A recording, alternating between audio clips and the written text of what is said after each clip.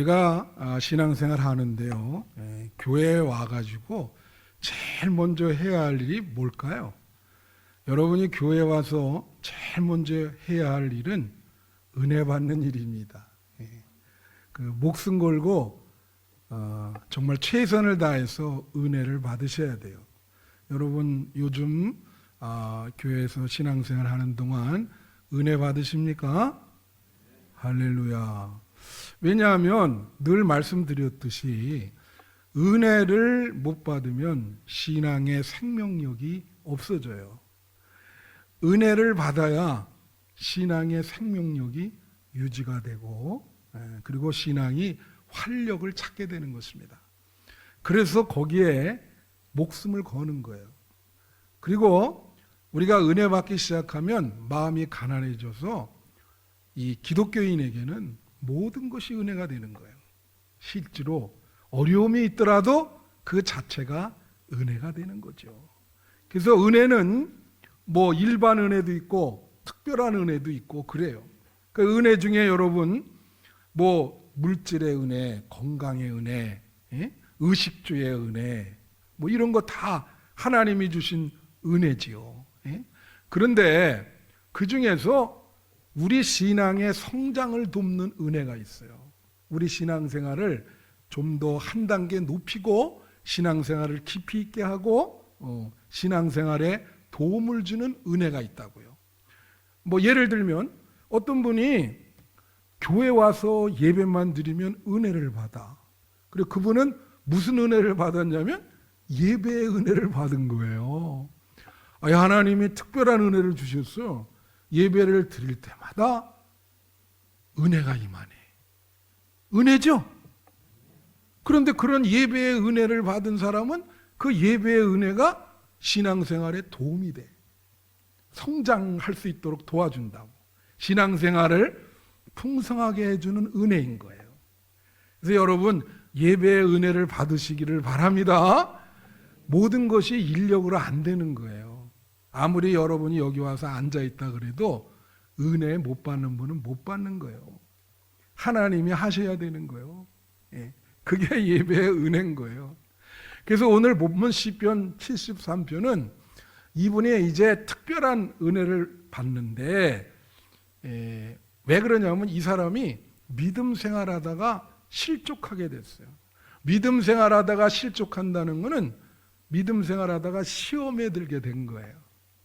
그래서 여기 74편 2절에 보면 뭐라고 나오냐면 나는 거의 넘어질 뻔하였고 나의 걸음이 미끄러질 뻔하였다. 이게 무슨 얘기냐면 넘어질 뻔했다. 넘어진다는 걸 실족하다 그러잖아요.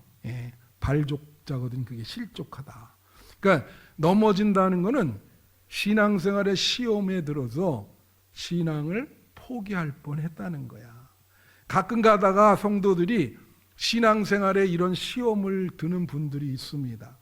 근데 이분은 이 집에 가서 한번 읽어보시면 길어서 내가 뒷부분만 잠깐 했는데 어떤 시험이 있었냐면 뭔가 믿는 사람한테 피해를 입은 것 같아요.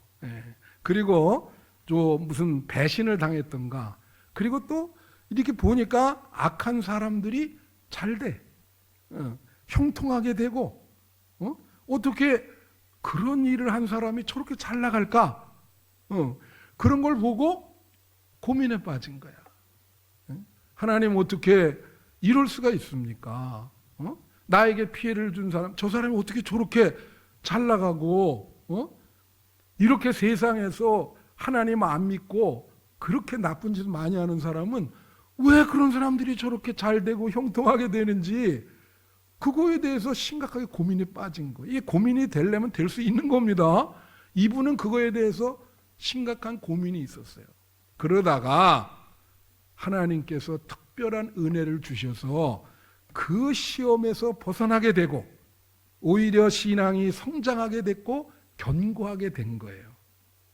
그 세 가지 은혜를 받았는데 그래서 신앙을 오늘 제목이 신앙에 복을 주는 은혜다. 다른 말로 하면 신앙생활을 풍성하게 해주는 은혜거든요. 그걸 이 세 가지를 통해서 이분이 그 문제를 해결하면서 오히려 큰 복을 받게 되고 믿음의 큰 성장을 이루게 되는 거예요. 자, 무엇인지 한번 보겠습니다. 첫째로는 깨달음의 은혜. 다 같이 깨달음의 은혜. 네. 자, 이 16절부터 19절에 보면 이런 얘기 있어요. 내가 어쩌면 이를 알까요? 생각한즉 그것이 내게 심한 고통이 되었다. 그거야. 아까 내가 말했잖아요. 왜 나쁜 사람이 잘 되는지 갑자기 그 문제가 돼가지고 나한테 심한 마음의 고통이 된 거예요. 네? 나는 이렇게 열심히 사는데 나는 힘들고 왜 졸업하고 나한테 심각한 피해를 준 저 사람은 왜 저렇게 잘 되냐. 그러니까 이제 그런 고통이 있었어요. 그때 17절에 하나님의 성소를 들어갈 때야 그들의 종말을 내가 깨달았나이다. 다 같이 깨달았나이다. 하나님의 성소는 어디예요? 교회입니다. 구약 같으면 성전. 여러분 성전에 가면 뭐해요? 기도하고, 그죠? 오늘 찬양하고 말씀 듣고, 그죠?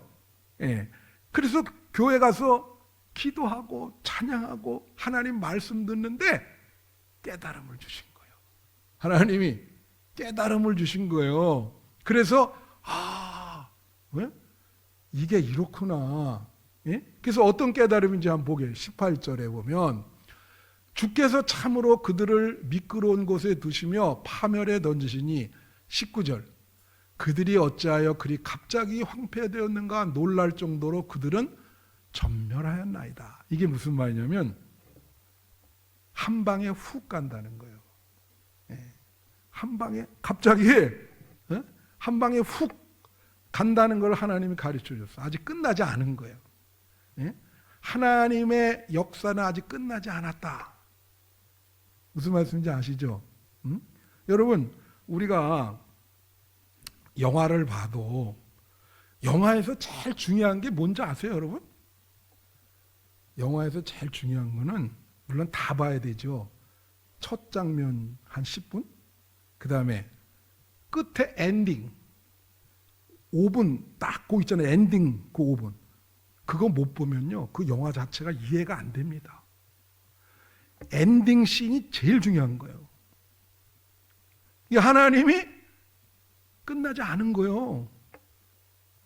우리 눈에는 그렇게 보이지만 그런 깨달음을 주신 거예요. 한 방에 훅 가고.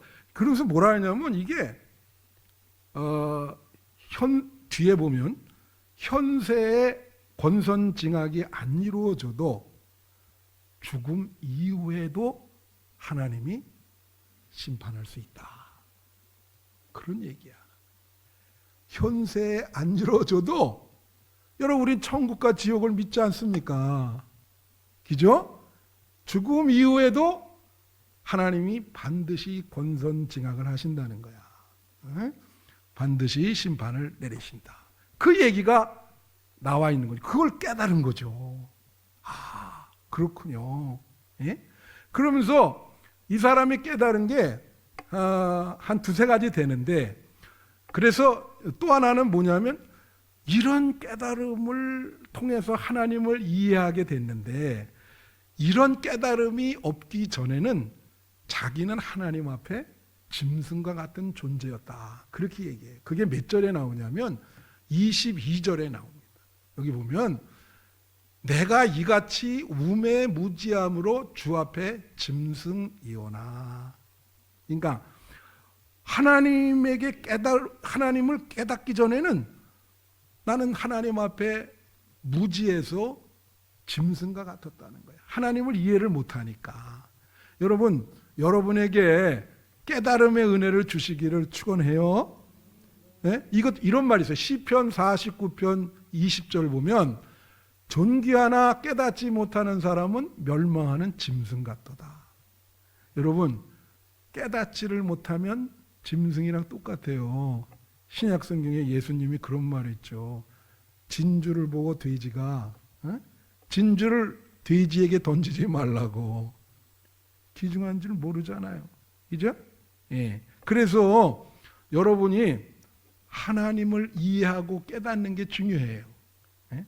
교회에 이렇게 오래 다니면서 하나님을 이해 못하고 깨닫지 못하는 사람 많아요. 그런데 깨닫지 못하면 짐승 같도다. 자기가 짐승 같은 그러한 존재인데도 하나님이 이제 또 하나 깨달은 게 뭐냐면 자기를 버리지 않고 하나님께서 말씀으로 자기를 좋은 곳으로 인도해 준다. 잘 깨닫게 하기 위해서. 그게 몇 절에 나오냐면 24절 한번 보세요.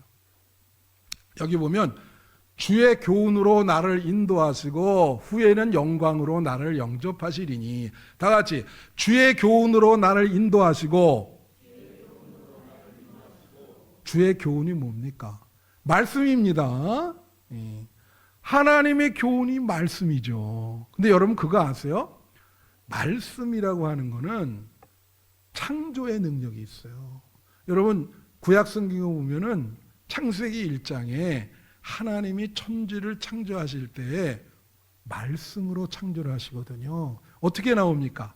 하나님이 이르시되 빛이 있으라. 그러니까 빛이 생기잖아요. 하나님이 이르시되 하나님의 말씀. 그래서 여러분이 지금 상당히 어려워. 어두움에 거하는 것 같아. 그러면 하나님이 말씀을 주세요. 그 말씀을 통해서 여러분에게 하나님께서 새롭게 여러분을 창조하시는데 뭐라 하냐면 빛이 있으라. 여러분 삶 속에 그렇게 말씀하시는 거예요. 그러면 빛이 생깁니다. 그게 하나님의 말씀의 창조 능력이에요. 여러분이 문제가 많아요. 그럼 여러분 말씀을 잘 깊이 있게 읽고 잘 들어야 되는 게 그 말씀을 통해서 하나님께서 여러분의 문제를 해결하십니다. 창조하세요.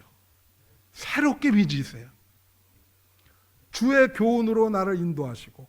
이 친구는 시험에 들은 거예요. 네? 잘못하면 어두운 길로 나가서 신앙을 포기할 뻔했어. 근데 말씀으로 인도하셔서 깨달음을 주시고 짐승과 같은 나를 버리지 않고 은총으로 붙들어 주시고 깨달아서 하나님을 이해하게 하고 네? 하나님과 가까이 할 수 있도록 그렇게 하셨다는 거예요. 그래서 여러분 이 교회 와서 제가 말씀드렸잖아요. 항상 여러분에게 말씀의 깨달음이 있어야 돼. 그 말씀의 깨달음이 있을 때 믿음이 생기는 거예요. 믿음의 성장이 생기는 거예요. 말씀의 깨달음이 없으면 그냥 몸만 왔다 갔다 하면 믿음의 성장이 없습니다. 예. 할렐루야. 믿으시기를 바라고요. 두 번째, 사모함의 은혜입니다. 다 같이 사모함의 은혜. 예, 이게 25절에 나와요. 25절에 오면 하늘에서는 주 외에 누가 내게 있으리요 땅에서는 주밖에 내가 사모할 리 없나이다. 이 무슨 뜻이냐면 하늘에서도 주님밖에는 내가 사모할 사람이 없고 땅에서도 아무리 봐도 주님밖에는 내가 사모할 존재가 없다는 거예요. 오로지 주님밖에 사모하겠다. 근데 여러분 사모한다는 거는요 마음으로 사랑한다는 거거든요. 그런 감정이 생기는 거예요. 진짜. 근데 제가 지난주에도 말씀드렸지만 이게 인력으로 됩니까? 인력으로 안 돼요. 이거 진짜 하나님이 주셔야 돼, 그 마음을. 사랑이라는 건 인력으로 안 되는 거예요. 마음이 중요한데. 예를 들면 이런 게 있어요. 우리 친구 보면은 어떤 일이 있었냐면 학교 다닐 때 영어 선생님이 좀 이렇게 여자분이었는데 참 잘 가르치시고 미모도 있고 그러니까 이 영어 선생님을 아주 좋아하는 거예요. 그래 우리 정민이처럼 생겼어. 그래 막 이렇게 하니까 막 사모해. 예? 그러니까 영어 시간 오면 기다리는 거예요. 영어 선생 오나. 근데 수학 선생은 수학을 못 하니까 싫어하는 거예요. 그 수학만 오시면 뒤에서 자는 거야. 저는 우리 아버님이 수학 선생 43년을 하셨거든. 그래서 어렸을 때부터 개인 수업을 시켜주셨어요.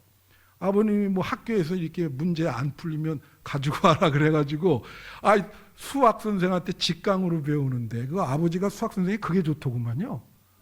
예? 그래서 난 그때부터 수학 아주 잘했습니다. 아버지가 특별 수업을 해서 그 수학 선생 난 아주 좋아했는데, 그래서 여러분에 내가 말씀드린 게 그거예요. 이 좋고 싫은 거는 인력으로 안 되는 거야.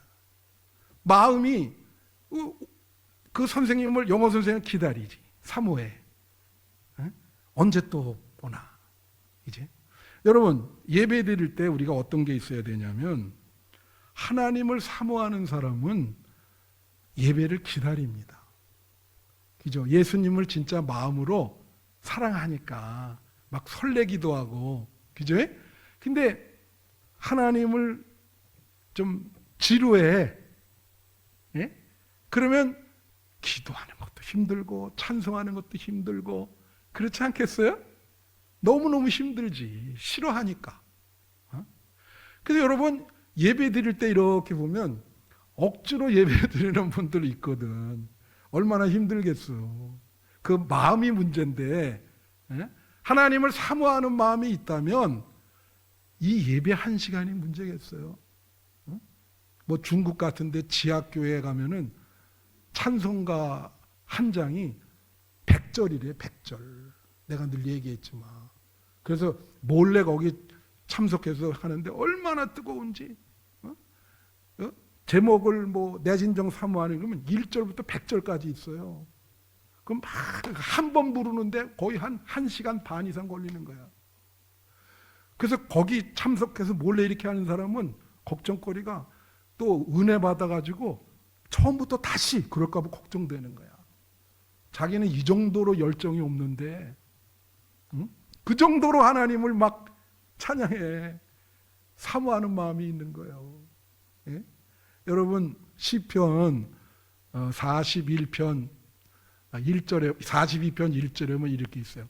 하나님이여, 사슴이 시냇물을 찾기에 갈급한 같이 내 영혼이 주를 찾기에 갈급하나이다. 목마른 사슴은 물만 보이는 거예요. 그렇죠? 자, 영혼이 갈급한 사람, 여러분 영혼이 갈급해요? 영혼이 갈급한 사람은 주님만 보이는 거예요. 그게, 예? 그게 사모하는 거예요. 예? 그래서 참 또 기다려지고, 예배가 시간이 너무 짧게 느껴지고, 예? 봐도 더 보고 싶고, 사모하니까. 인력으로 안 됩니다. 은혜를 받으셔야 돼. 여러분이 사모함의 은혜를 받기를 축원합니다.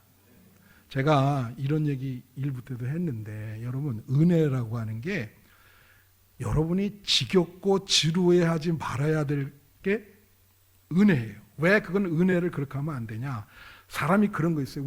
우리도 지금 이렇게 아픈 사람 지금 2분 외에도 지금 여러 있거든요. 사람이 이제 가장 중요한 게 뭐냐? 약이 들어야죠. 그렇죠? 잘 들어야 되잖아요. 약이 안 듣는 경우가 있다고. 그러면 그럴 경우에 어떻게 되죠? 막 이약저약서 안 되면은 막 민간요법 찾아가. 예? 뭐 이렇게 해서 낫다는 사람이 있어가지고 글로 가가지고, 아니 낫다는데 나도 좀 그렇게 해달라고 그러고 막 그래요. 마지막에는 막 민간요법 찾아가고 막 그런다고. 근데 어떻게 찾아갔는데 그 약이 잘 들은 거야. 민간요법으로 갔는데 들었어요. 그러면 그 약을 잘 복용해야죠. 근데 조금 복용하다가 낫다고? 이제 괜찮다고 안 먹은 거예요. 그럼 어떻게 될까요? 제가 왜 이런 얘기를 하냐? 여러분, 인생이 문제가 있거든요. 왜 문제가 있죠? 여러분, 우리는 이 땅에서 영원히 사는 존재가 아니에요. 애초부터 우리는 불완전합니다. 예? 지금 아픈 분들 계시지만 어차피 여러분들 연세 많이 들면 다 아파요. 아프게 돼 있어요. 나이 들어가면서 그 아프다고 하는 것을 수용을 못하면 그 문제가 있죠. 우리가 무슨 여기서 오랫동안 그렇게 살 존재는 아니라고. 다 질병에 걸릴 존재예요. 문제가 많아. 불완전해. 그래서 뭐 불교에도 가보고 무당 가서 굿도 해보고 그래도 그 문제가 해결이 안 됩니다. 맨 마지막에 온 게 하나님이요. 이게 마지막 방법이요. 마지막 약이에요. 예? 예수님의 은혜, 이게 마지막 약인데 이거를 투여받고 많이 좋아지기 시작하네. 근데 이거를 지루해하기 시작하는 거예요. 더 이상 이제는 갈 길이 없어요. 여기서 만약에 약이 안 듣고 포기를 하고 다시 원위치 된다면 더 이상 구원받을 곳이 없습니다. 그러니까 여러분, 은혜 받는데 목숨을 걸어야 될 게 이거는 절대 지루해하면 안 되는 거예요. 이게 너무 지겹고 지루하고 예배 보는 게 힘들고 그러면 어떻게 구원받겠어요? 이게 마지막 약인데 어디 가서 여러분 여러분의 불완전성을 치료받겠습니까? 이것밖에 없는데 마지막 약인데. 그래서 여러분 정말 목숨 걸고 예수님의 은혜를 붙들어야 됩니다. 할렐루야.